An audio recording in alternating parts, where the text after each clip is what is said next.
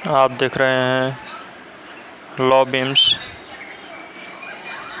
मैं शेख यादव आप सबके लिए लेकर आया हूँ क्रिमिनोलॉजी की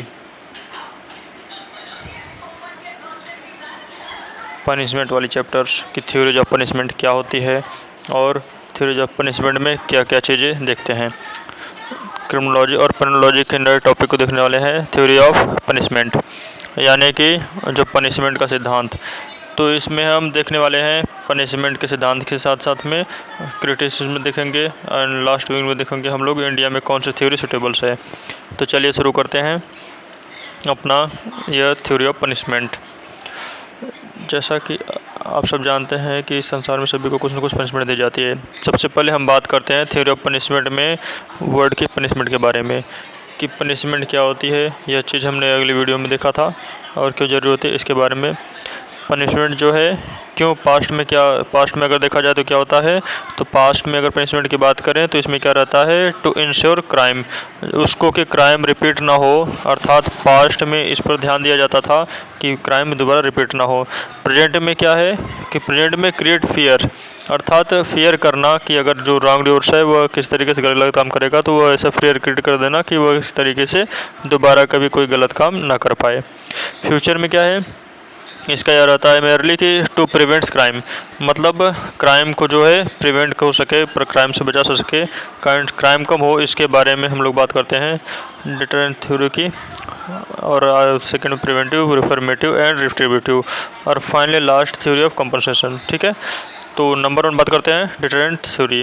डिटरेंट थ्योरी क्या होती है? डिटरेंट थ्योरी एक तरीके की डिटर होती है क्रिमिनल को कि कोई भी क्रिमिनल फ्यूचर में कभी क्राइम ना करे, और वह एक एग्जाम्पल सेट करती है सोसाइटी के लिए कि वह अगर आपने कठोर दंड दिया जाएगा कि यदि आप किसी भी तरीके से ड्योर करते हैं, अगर आपने इस तरीके से काम किया या इस तरीके से कोई क्राइम किया तो आपको लाइक इस तरीके से पनिशमेंट मिलेगी। यह एशियन टाइम पर था।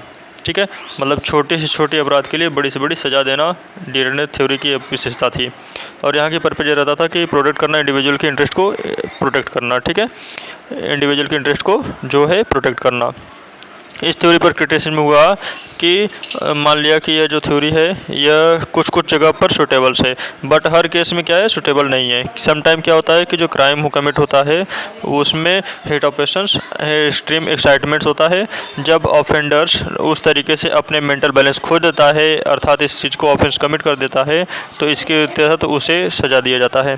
तो जो ऑफेंडर है, ऑफेंडर एक बार यदि पनिशमेंट मिल गई या एक बार इम्प्लीमेंट मिल गई उसे, तो वह उस तरीके के लिए उसके मन में एक लंबे टाइम के लिए जो उसके डर है वो समाप्त हो जाती है, एज अफेयर नहीं होगा। तो इस बात के लिए वाल्मीकि जी ने एक बात कही थी कि every saint has a past and every sinner has a future, और हर अपराधी का एक फ्यूचर भी होता है। तो सेकेंड मीनिंग बात करते हैं प्रिवेंटिव थ्योरी।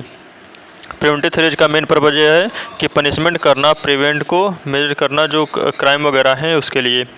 तो इसमें पनिशमेंट जो है वह प्रिलिमिनरी क्राइम्स होते थे, उसमें क्या होता था, अबेटमेंट हो गया, कॉन्स्पिरेसी हो गया और जालसाजी वगैरह हो गया, अटेम्प्ट वगैरह हो गया। इन सब चीज़ों के जो क्राइम होते थे उसमें पहले से प्रिवेंट कर लेना ताकि कोई बड़ा क्राइम ना हो, अर्थात बड़े क्राइम के बचाव करने के लिए ये सारी चीज़ किया जाता था। एशियन टाइम में क्या होता था कि ऑफेंडर जो प्रिवेंट हो करते थे कि वह क्राइम के अगेन बाय अगेन किया करते थे, तो इसको रोकने के लिए यह सारी काम किया जाता था। जैसे एग्जाम्पल सुन सकते हैं कि एक व्यक्ति ने चोरी की तो उस व्यक्ति के हाथ ही काट दिए जाते थे ताकि वह कोई क्राइम ना करे। मॉडर्न की बात करें तो अदर प्रिवेंटिव और मेजर अप्लाइड हैं, जैसे कि फॉर फ्यूचर ऑफ सस्पेंसर्स वगैरह, ये सब चीज़ों की तरह। यहाँ पर क्रिटिकाइज किया दिया गया कि आफ्टर सफरिंग पनिशमेंट जो है क्रिमिनल ने जब वो सफ़र कर लिया तो उसके बेशरम तरीके से हो जाता था, फियरलेस हो जाता था, और उसमें किस तरीके से डर नहीं जाता था, वो प्रोफेशनल क्रिमिनल बन जाता था, और इस काइंड पे वो यहाँ पर क्रिटिसाइज़ किया गया। तो अच्छा, इसमें एक चीज़ देखने वाली चीज़ है कि इसमें क्या होता था कि इसमें जेल होता था, ट्रांसपेरेंट होता था, और डेथ पनिशमेंट भी यहाँ पर देखने को मिलता था। उसके बाद बात करते हैं रिफॉर्मेटिव थ्योरी की। रिफॉर्मेटिव थ्योरी जो होता है, जो मेंस पर्पज है वो यही है कि रिहैबिलिटेशन ऑफ रॉन्ग डूअर्स, अर्थात रिफॉर्मेटिव का मतलब होता है कि पर्सन है जो उसको सोसाइटी में गुप्त सिटीजन के तरीके से रखा जाए, रिस्टोर किया जाए। हम सभी जानते हैं कि जो ये व्यक्ति है वह क्रिमिनल बॉन्ड नहीं होता, क्रिमिनल पैदा नहीं होता, वह कुछ सर्कमस्टेंसेस होते हैं जो उसे इस तरीके से बनाते हैं, क्राइम करने में मजबूर कर देते हैं। इन सब चीज़ों के लिए वह कमिट करता है। तो इसमें जो डीज वगैरह भी हो सकते हैं जिस तरीके से वो क्राइम करता है। यहाँ पर रिफॉर्मेटिव थ्योरी का सबसे बेस्ट एग्जांपल है juvenile justice. Juvenile justice example इसलिए है क्योंकि यहाँ पर रिफॉर्म पे ध्यान दिया गया। रिफॉर्मेटिव थ्योरी, रिफॉर्मेटिव होम्स बने हुए हैं, या रिफॉर्मेटिव जो चीज़ थी उसको सोसाइटी में फिर से वापस जगह में मिल जाती थी, अर्थात उसमें चेंजिंग कर दिए जाते थे और उसे फिर से लाया जाता था। इस बात पर गांधी जी ने कहा है कि hate the sin not in sinner, अपराध से घृणा करना चाहिए, अपराधी से नहीं। अब इस थ्योरी को क्रिटिसाइज किया गया, क्रिटिसाइज की इस पर किया गया कि यह थ्योरी हर एक पर अप्लाई नहीं है। जो हार्ड कंफर्टेबल रिपीटेड थ्योरी है तो उस पर यदि रिफॉर्मर पर ध्यान दिया जाएगा तो क्या होगा, तो इसको कंफर्टेबली नहीं लेंगे, इजीली लेंगे और इस तरीके से डेवलपमेंट हाउस बन जाएगा। और जो पुअर अनएम्प्लॉयड होंगे वह खाने और रहने के लिए क्या करेंगे, बार बार क्राइम करेंगे। तो इन सब चीज़ों के लिए वह सारी चीज़ों को, इस थ्योरी को क्रिटिसाइज किया गया। 4 नंबर की जो थ्योरी है हमारी रिट्रीब्यूटिव थ्योरी। रिट्रीब्यूटिव थ्योरी रिवेंज थ्योरी के अगेंस्ट, रिवेंज थ्योरी के संबंधित है। इसमें क्या होता था, इसमें प्रिमिटिव थ्योरी है। प्रिमिटिव थ्योरी प्राचीन काल की है, मतलब प्राचीन काल में यह चीज़ें हुआ करती थी कि जो पनिशमेंट हुआ करती थी वह क्या रहती थी, वो सेटिस्फाइड फीलिंग रहती थी रिवेंज की। यहाँ पर देखा जाता था कि एन आई फॉर एन आई, मतलब आँख के बदले आँख, दाँत के बदले दाँत, इस चीज़ पर ध्यान दिया जाता था। और जो मोस्ट क्रिमिनल प्रोसीडिंग होती थी वह इंजर्ड होते थे पर्सन से, मतलब इंजर्ड पर्सन इस काम को करता था। मान लीजिए ए पर्सन है ए और उसने बी की क्या करी, आँख फोड़ दी। तो यहाँ पर जो ए क्रिमिनल प्रोसीडिंग किया बी की, जैसे कि आज के टाइम पे पूरा सीआरपीसी पर प्रोसीडिंग चलती है, ठीक उसी तरीके से पनिशमेंट मिलती है। और उसके बाद जब पनिशमेंट मिलती है तो पहले के टाइम पे क्या होता था कि ए ने यदि बी की आँख फोड़ ली तो बी पर्सन जो है वो ए की आँख फोड़ करके अपना रिवेंज ले लेता था। यह थ्योरी एक तरीके से रिवेंज के बेस पर थी। और रिवेंज कौन लेगा, इंजर्ड पर्सन लेगा, हमेशा इंजर्ड पर्सन ही क्या करेगा, रिवेंज लेगा। लेकिन आज के टाइम पर यदि बात करें तो आज के टाइम पर स्टेट खड़ा है, स्टेट रिवेंज लेगा। और यहाँ पर जो प्राइवेट रॉन्ग के लिए एक देखा जाता था कि पनिशमेंट मिलती थी। अब इसको क्रिटिसाइज भी किया गया कि इस बेस पर किया गया कि यह तो एक गलत तरीका है कि कोई यदि आँख के बदले आँख ले लेगा तो वो कोई काम कैसे कर पाएगा। तो इससे रिगार्डिंग जो मीटिंग है वो प्रोटेक्टिंग सोसाइटी है ना, तो इस तरीके से सोशल वेलफेयर वगैरह जो है वो उसकी एक तरीके से अवहेलना हो रही है। तो यहाँ पर जो इसकी बातें थी इसे क्रिटिसाइज किया गया। तो इस पर इन्होंने एक बात बोली गांधी जी ने, an eye for an eye make the world blind. मतलब सीधी सी बात है कि यदि ए ने बी की आँख फोड़ दी, बी ने भी ए की आँख फोड़ दी, तो इस तरीके से तो क्राइम तो होगा ही नहीं, रुकेगा ही नहीं। और क्या होगा, इस तरीके से पूरी दुनिया क्या हो जाएगी, अंधी हो जाएगी, होल वर्ल्ड ब्लाइंड हो जाएगी। तो इस तरीके से थ्योरी क्रिटिसाइज किया गई। इसके बाद बात करते हैं थ्योरी ऑफ कंपनसेशन की। अकॉर्डिंग टू दिस थ्योरी इसमें क्या ऑब्जेक्ट रहता है, इसमें बेसिकली ऑब्जेक्ट रहता है कंपनसेट करना। कंपनसेट करना मतलब किस पार्टी को, जो इंजर्ड पार्टी है, मतलब इंजर्ड पार्टी को कंपनसेट करना ही।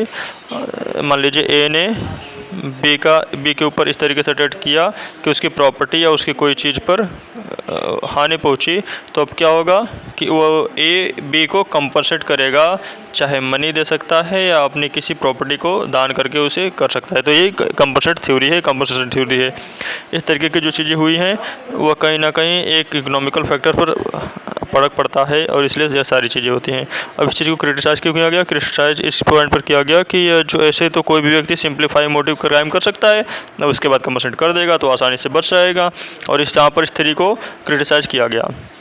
इसमें क्या रहता है, paying compensation to loss the made, मतलब जिस व्यक्ति का लॉस हुआ है उसे कंपनसेशन देना होगा। पहले के टाइम में क्या होता था कि मान लीजिए किसी ने नुकसान किया और उसे फ़ाइन भरना पड़ता था, और वो फ़ाइन कहाँ जाता था, वो फ़ाइन जाता था राजा के पास। लेकिन अब के समय पे क्या होता कि अब के समय पे अब यह चीज़ है कि एक पर्सन जैसे ए ने बी को इंजर्ड किया तो ए बी को कंपनसेशन देगा, ना कि स्टेट को। ठीक है। इसके टाइम टू क्लेम क्या था कि विद इन 3 ईयर्स, मतलब 3 साल में इन्हें पेड करना पड़ता था। अब इसके बाद लास्ट बात करते हैं कि कौन सी थ्योरी जो है भारत में पनिशमेंट सूटेबल किया जाता है।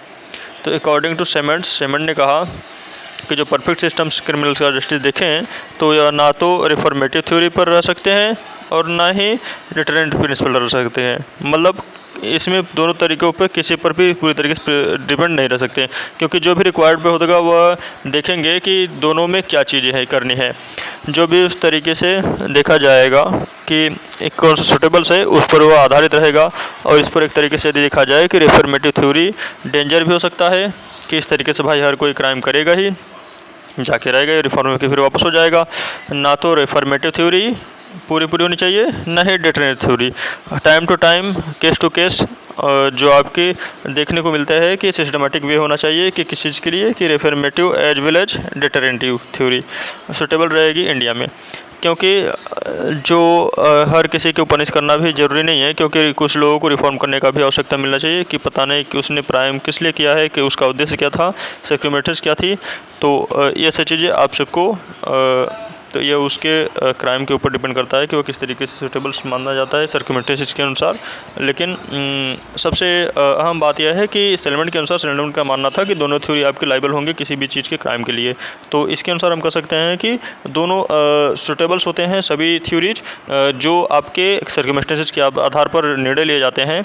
और रिफॉर्मेटिव थ्योरी ही बस एक तरीके की मोस्ट थ्योरी नहीं है।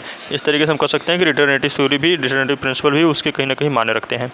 तो आज के लिए इतना ही। मैं आशा करता हूँ आपको यह वीडियो अच्छा लगा होगा। आप लाभ के साथ बने रहिए, आपको इसी तरीके से सभी चीज़ों की सब्जेक्ट के बारे में अच्छे से अच्छी जानकारी दी जाएगी। और मैं सीके यादव, ज़्यादा से ज़्यादा चैनल को सब्सक्राइब करिए, लाइक करिए और शेयर करिए। धन्यवाद।